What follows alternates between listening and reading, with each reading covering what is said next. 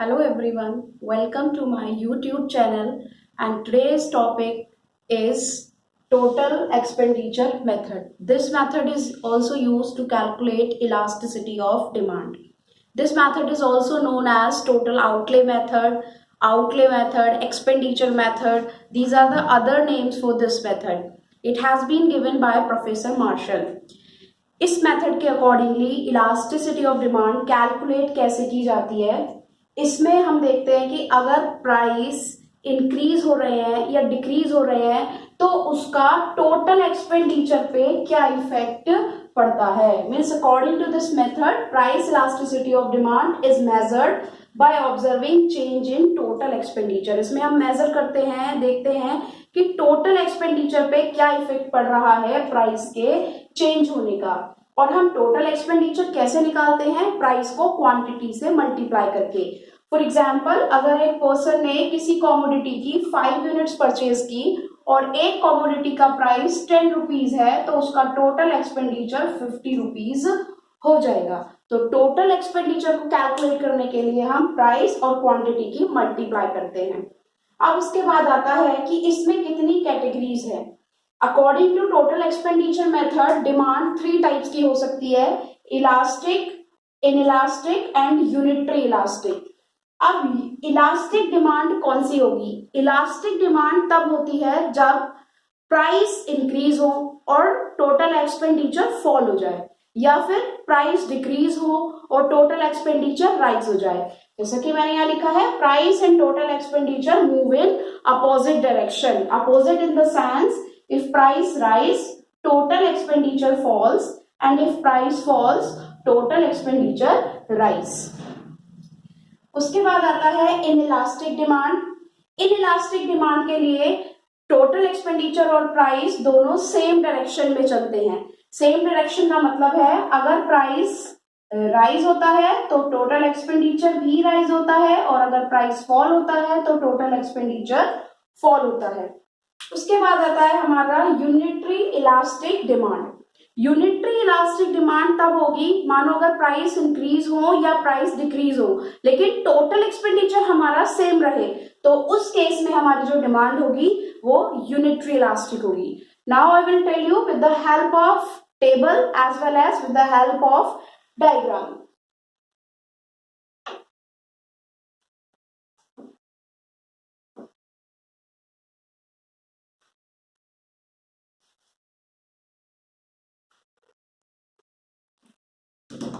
सबसे पहले देखते हैं हम इलास्टिक डिमांड। इलास्टिक डिमांड में क्या होता है? अपोजिट डायरेक्शन में मूव करते हैं।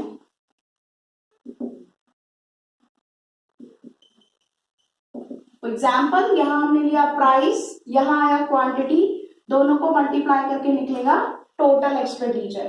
प्राइस है 60, हम 10 यूनिट्स परचेज कर रहे हैं, टोटल एक्सपेंडिचर हो जाता है 600। प्राइस हमारा फॉल हो जाता है 50, तो क्वांटिटी तो ऑब्वियस सी बात है इंक्रीज ही होगी, और इंक्रीज होगी लेकिन इतनी इंक्रीज होगी कि टोटल एक्सपेंडिचर जो है वो इसके साथ राइज हो जाना चाहिए। For example, we have taken here 13 units, तो यहां हमारा टोटल एक्सपेंडिचर आ जाता है 650। तो देख सकते हैं यहाँ प्राइस क्या हुआ है, price has fallen while total expenditure has increased. तो दिस शोज इलास्टिक डिमांड, यानी कि यहाँ पर ईपी ग्रेटर देन 1 होगी। दूसरा है इसमें फिर इनइलास्टिक। इनइलास्टिक डिमांड के केस में सेम डायरेक्शन होती है प्राइस की और टोटल एक्सपेंडिचर की। इसमें क्या है कि अगर हम यहाँ प्राइस लेते हैं, यहाँ टोटल एक्सपेंडिचर क्वांटिटी, और यहाँ है हमारा टोटल एक्सपेंडिचर। प्राइस है 60, यूनिट है 10, तो टोटल एक्सपेंडिचर हो गया 600। प्राइस हो गए हमारे 50, तो क्वांटिटी हो गई 11 और मल्टीप्लाई करके आया यहाँ पर 550। तो व्हाट डिड वी ऑब्जर्व कि प्राइस भी फॉल हुआ, साथ ही साथ टोटल एक्सपेंडिचर भी फॉल हो गया। तो इस केस में जो हमारी ईपी होगी वो होगी लेस देन 1, जिसे हम बोलते हैं इनइलास्टिक डिमांड। वहीं अगर हम बात करें यूनिटरी इलास्टिक डिमांड की, तो यूनिटरी इलास्टिक डिमांड में जो हमारा टोटल एक्सपेंडिचर होता है वो अनअफेक्टेड रहता है।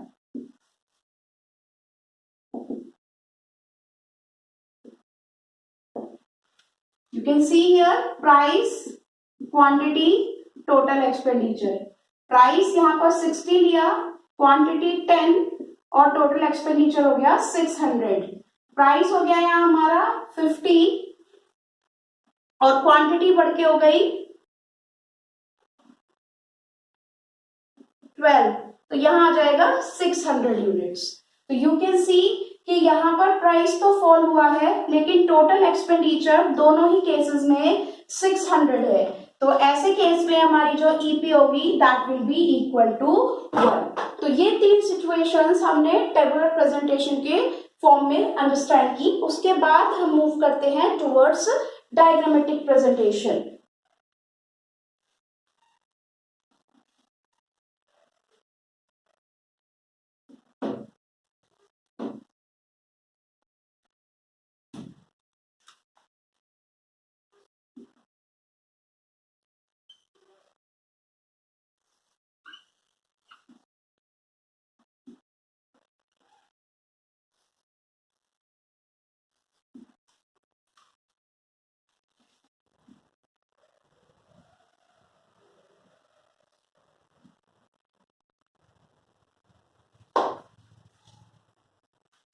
एक्स एक्सिस पे होगा हमारा टोटल एक्सपेंडिचर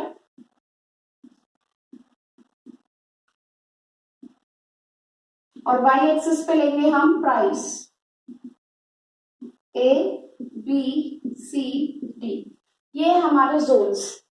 सबसे पहले देखो हम पॉइंट लेंगे ए से बी के बीच। ए बी हमारा जोन लेंगे हम। इस ए बी में क्या करना है, सबसे पहले एक प्राइस लीजिए जो कि हमारा बी पॉइंट को टच करेगा। दिस इज पी, यानी कि ये इनिशियल प्राइस है। जब हमारा प्राइस ओपी है तो इस केस में हम देख सकते हैं कि टोटल एक्सपेंडिचर जो है वो ओएम के इक्वल है। This is price and this is total expenditure OM. फिर हम देखते हैं कि प्राइस हमने इंक्रीज किया P1 पर, तो टोटल एक्सपेंडिचर देखेंगे तो टोटल एक्सपेंडिचर फॉल होके हो गया OM1, यानी कि नया प्राइस आया हमारा OP1 और नया एक्सपेंडिचर आया OM1। और इस डायग्राम में देख सकते हैं कि यहाँ पर प्राइस जो है वो राइज हुआ है लेकिन टोटल एक्सपेंडिचर फॉल हुआ है। तो एज अ रिजल्ट यहाँ पर जो हमारी ईपी होगी that will B greater than 1 as it is showing the inverse relationship. The next we will take B और C के जोन में। अगर हम यहाँ देखते हैं कि प्राइस OP है तो जो हमारी क्वांटिटी है वो टोटल एक्सपेंडिचर है दैट इज OM। अब हम इसमें प्राइस को फॉल करते हैं, P2 पर लाते हैं, तो अगर प्राइस P2 है तो भी हमारा टोटल एक्सपेंडिचर सेम ही आ रहा है OM।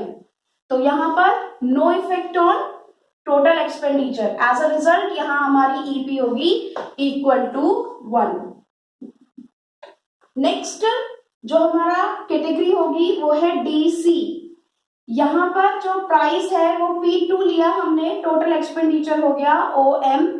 प्राइस को फॉल करके P3 लिया, टोटल एक्सपेंडिचर आता है यहाँ पर OM1। तो when price is OP2 total expenditure है OM, when price is OP3 total expenditure है OM1। तो क्या शो हो रहा है कि प्राइस भी फॉल हुआ, टोटल एक्सपेंडिचर भी फॉल हुआ। तो यहाँ जो डिग्री आएगी हमारी वो होगी EP लेस देन 1। तो ये है हमारा टोटल एक्सपेंडिचर मेथड।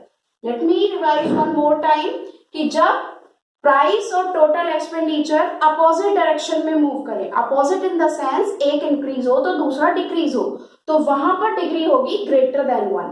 जहां पर प्राइस के इंक्रीज या डिक्रीज करने से कोई भी टोटल एक्सपेंडिचर पे इफेक्ट ना पड़े, टोटल एक्सपेंडिचर सेम रहे, तो वहां डिग्री होगी इक्वल टू 1।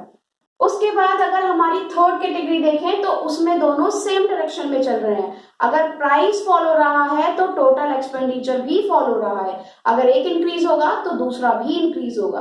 तो यहाँ पर जो हमारी डिमांड होगी वो इनइलास्टिक होगी। So thank you. If you have any doubt, any problem, you can give in the comment box. And if you like, please like and subscribe this channel.